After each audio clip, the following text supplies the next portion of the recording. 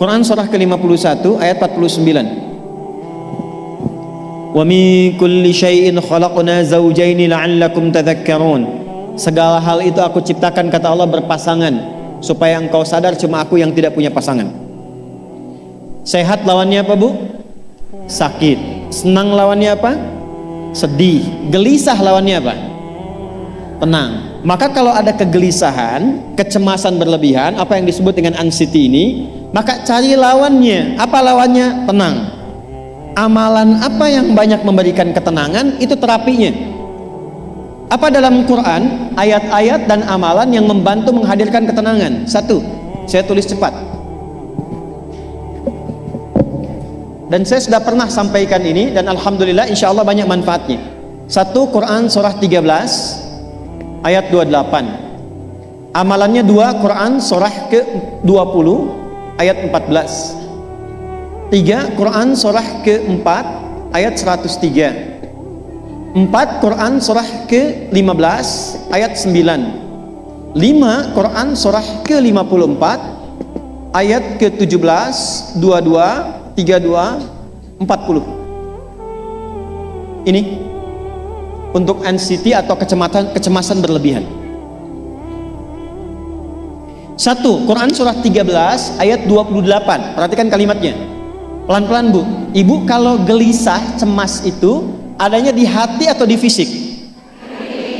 Dari hati baru mengalir ke pikiran, kan?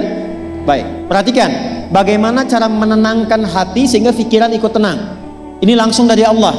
Ala bidzikrillahi tatma'innul qulub. Kata Allah, ala, yakinkan pada dirimu. Fokus. Ala itu harful istikhbar wa taukid, huruf yang berfungsi membuka informasi dan meyakinkan. Jadi kalau ibu ingin tenang, ada yang divonis cemas berlebihan, anxiety, pertama kata Quran mesti yakin dulu nih.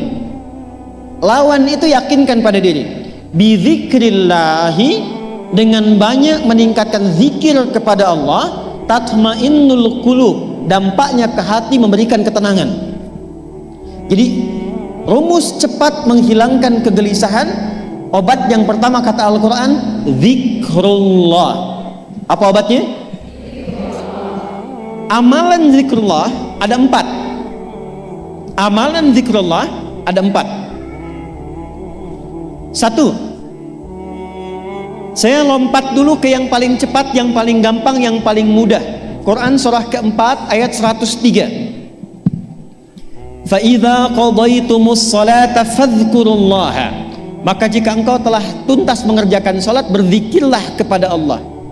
Ibu kalau sudah salat ada zikir? Ya, subhanallah, alhamdulillah, Allahu akbar, astagfirullah, ada itu? Hafal ya?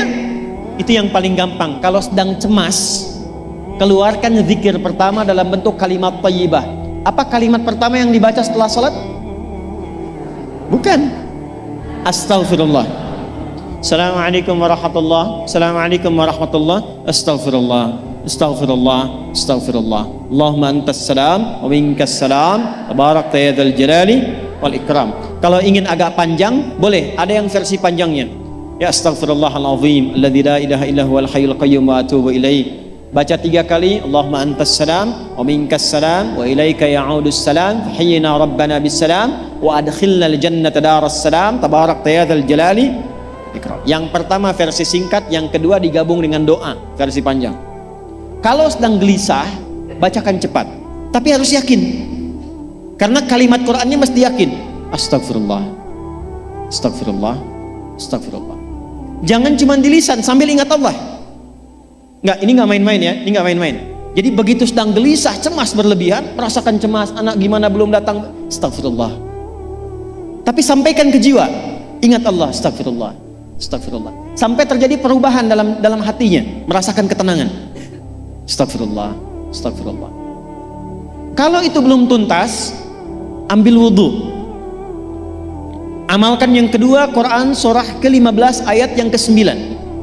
Inna nahnu nazzalna dzikra wa inna lahu lahafidhun.